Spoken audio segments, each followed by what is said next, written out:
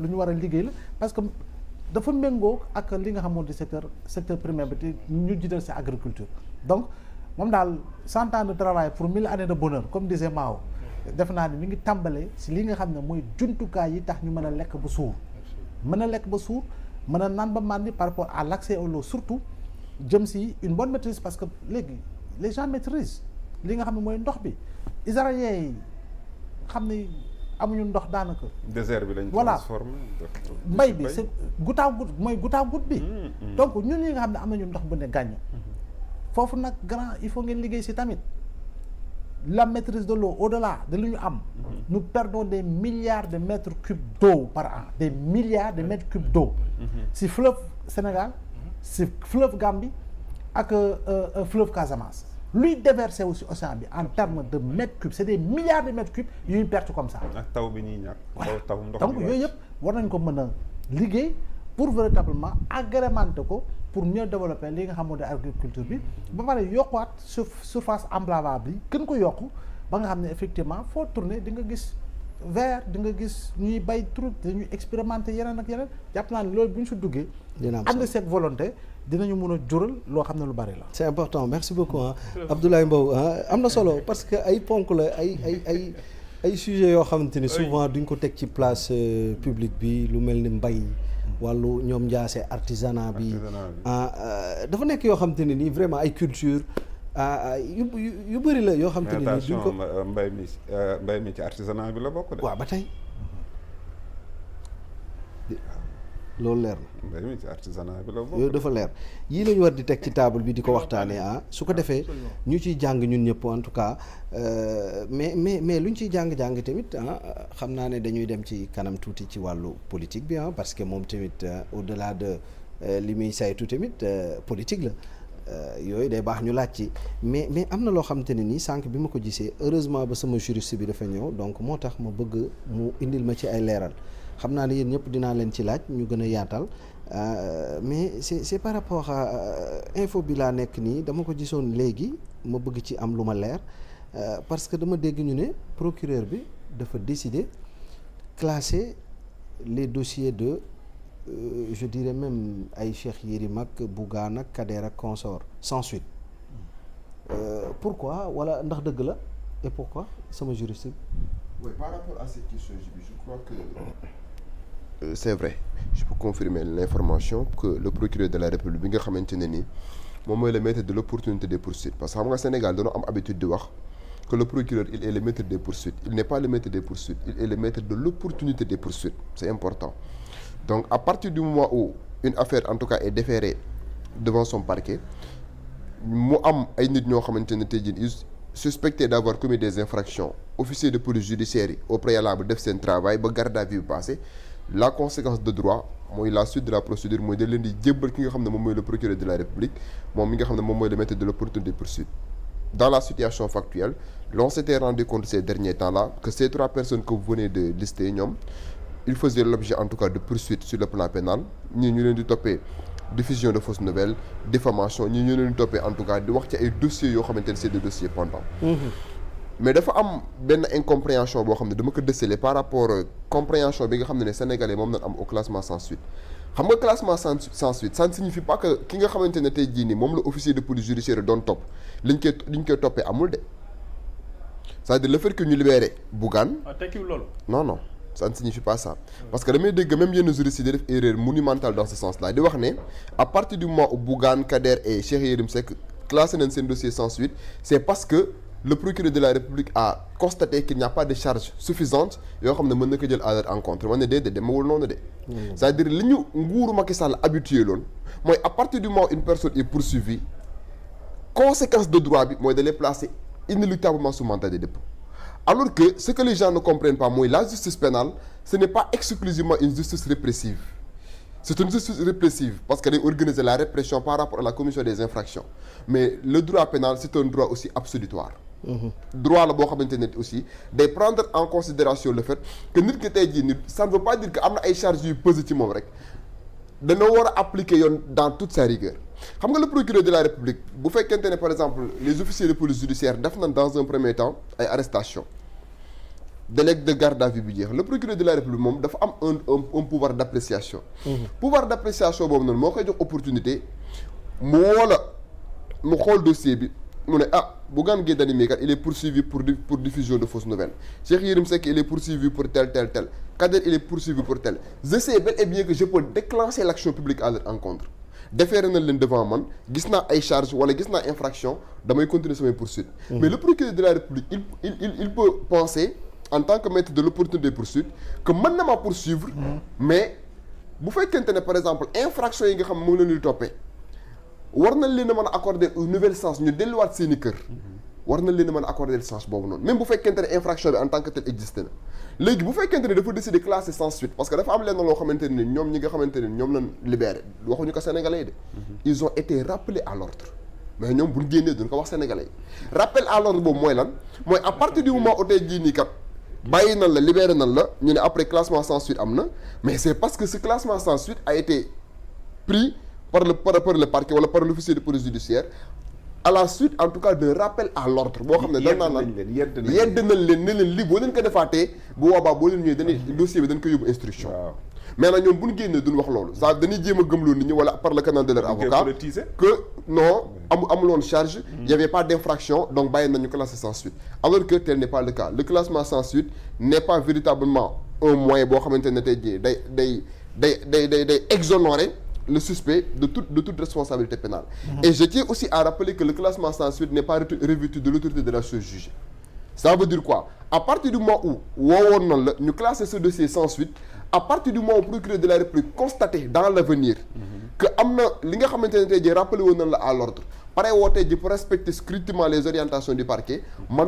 nañ laa convoqué waat te bu la convoqué waatee la loi pénale sera appliquée dans toute sa rigueur mooy procureur bi bu fekkente ne janoon nga ak moom mën na jël ce dossier mu jébbal ko benn juge d'instruction bu fekkente ne infraction bi c'est une infraction correctionnelle boo xamante ni ça nécessite que le juge d'instruction puisse creuser dans son instruction préparatoire donc c'est pas parce que ñoom bàyyi nañ leen ñuy déggal la notion juridique classement sans suite que liñ leen doon toppee amul mën na am mais procureur juge opportun de ne pas enclencher des poursuites à leur encontre. maître foofu est-ce que du mën a jàppale parce que justice am na benn affaire bu sew bu muy def.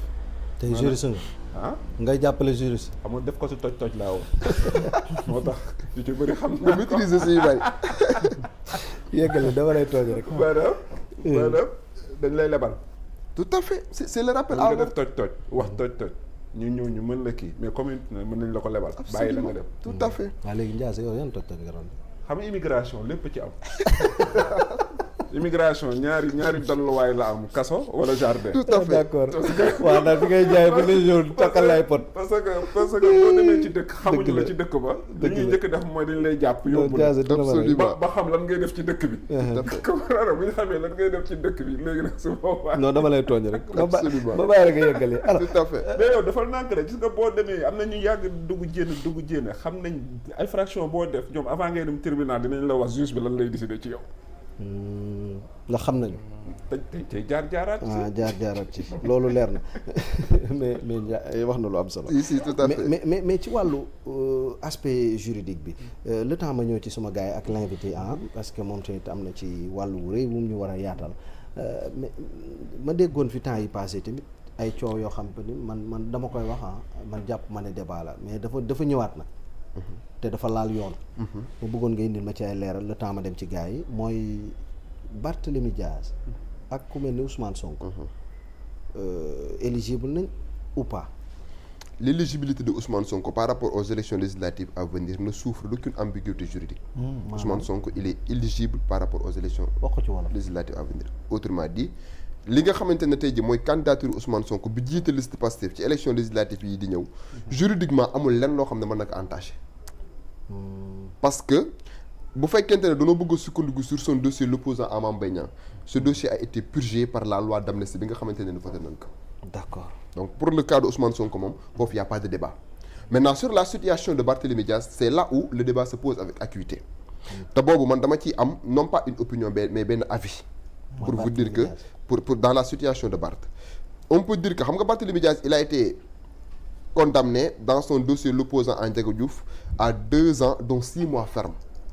Le 22 décembre 2023 la Cour suprême a confirmé l'arrêt de la Cour d'appel.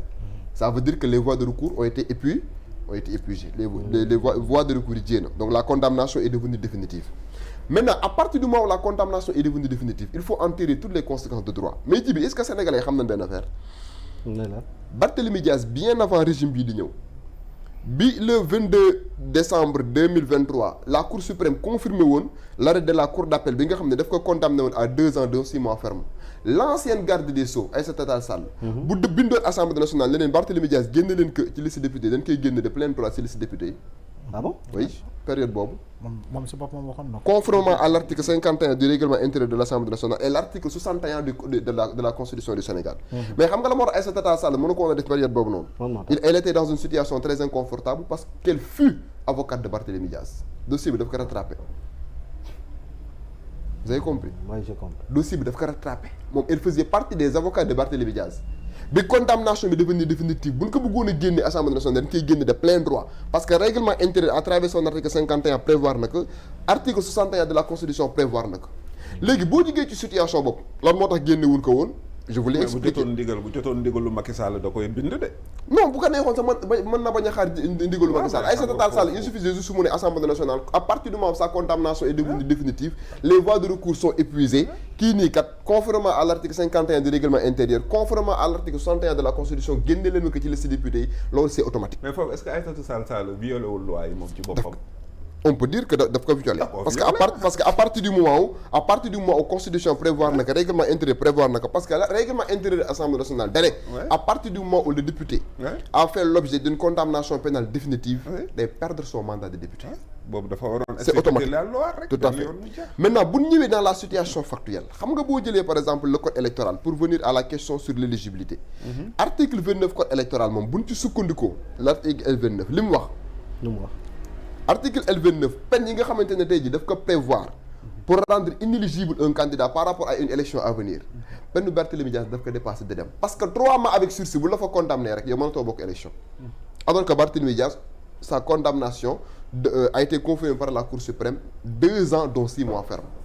léegi dafa am beneen question juridique boo xam ne jiw mooy affiché en flagrant xam nga c'est ban question la au moment où je vous parle man information bi ma amagul mooy est-ce que Barthélémy Dias jusqu'à présent mu ngi ci liste électorale loolu question la waay est-ce que jusqu'à présent Barthélémy Dias mu ngi ci liste électorale yi parce que bu fekkente ne nekkul ci liste électorale yi du bokk mais bu fekkente ne mu ngi ci liste électorale bi l'actuel garde des Sceaux am na possibilité mu génn ci liste électorale yi ne ko ca biti li may wax ni c'est incontournable sur le terrain du droit actuellement ni ba fi may waxee yow à partir du moment où Barthélémy Dias mu ngi toujours ci liste électorale l'actuel garde des Sceaux bu demander à ce que ñu génn ko ci liste électorale dañ koy génn ci liste électorale yi parce que Cour suprême confirme na condamnation voie de recours jéem l'affaire passe en force de se juger foofu doo wax sa autorité de la chose jugée da nga naan l'affaire passe en force de se juger donc l'actuel garde des Sceaux Ousmane Diagne bu ko neexee mu demander à ce que Barthélémy Dias bu fekkente ne mu ngi ci liste électorale ñu génn ko ci liste électorale moo tax man li ma gëm mooy le conseil constitutionnel day déclarer irrecevable la candidature de Barthélémy Dias sur la base en tout cas de l'argumentaire juridique bi nga xam ne moom laa la wax suivant l'article L29 du code électoral bi nga xamante ne nii nee na nit ki buñ la condamné à 3 mois avec sursis rek simplement tu perds tu n'es plus considéré comme kenn koo xam ne mën nga mën a bokk ci élection te gi nga article L29 boo demaatee article L57 da lay wax ne Sénégal boo nekkoon électeur mënatoo nekk candidat parce que tout candidat électeur la article L57 moo tax muy posé wu la question est-ce que jusqu'à présent le Sir Dias mu ngi ci liste électorale yi te même bu ci nekkee ba léegi nii actuellement rien ne s'oppose à ce que le garde des Sceaux puisse prendre les devants mu demander à ce que ñu génne ko ci liste électorale yi conformément à sa condamnation confirmée par la Cour suprême et conformément aux dispositions de l'article L29 du code électoral bi nga xamante ne nii nee na boo amee une condamnation avec sursis de 3 mois rek yow mënatoo bokk élection sax xamtuma laak nag yow ñu condamné la à 2 ans dont 6 mois ferme. d'accord mais loolu du yàq seen liste bi bu fekkee. waaw loolu laa la dañuy day écraser liste yow de laa ko bëggoon a laaj. mais laajal nga ko juriste bi dama laa ne woon daf du risque. si sa candidature est déclarée irrecevable par le conseil constitutionnel day écraser complètement liste boobu noonu nga xamante ni moom mooy liste bi mu jiite. da koy écraser complètement. waaw ñoom lu tax ñu jël risque boobu. mais peut-être c'est pour des questions purement politiquement parlant yak Pape Thiour yéen journalistes yi pourquoi risque boobu. je sais pas si c'est fait à dessein ou bien mais en tout cas y a un risque énorme. ndax loolu jàppoon ne risque la ñoom ñu jël ko nii teg koo xam te ne nii ay mbiram dara leeru ci suñ ko tegee ci cadre ni mu ko waxee ni bu fekkee noonu la demee risque dëgg la waaw kéemaan la de kéemaan la de mais loolu bu amee baa duñ fi nekk naan dañuy victimisation waaw bon dañ ñoo nekk di ñu def lañ doon bañ foofu loolu moo tax ci Alpha laay ñëw après yéen ñaari journalistes yi indi leen mu ci ay leeral rek ma dem ci Alpha bon c'est risqué trop risqué parce que xam naa ni man buñ mooy laaj xam naa ni ko Pape Amadou tase loolu moom xam-xamu juriste bi la waaye ñun si njàngat en tant qu'observateur di nga laajte pour gën a xam mais waxoon naa ko si njëlbeen que ni effectivement jamono ji comme def nañu dépôt yi on attend la publication bu ñu xaaree publication bi publication provisoire publication définitive yi ça émanera du conseil constitutionnel et le conseil constitutionnel actuellement est l'organe habilité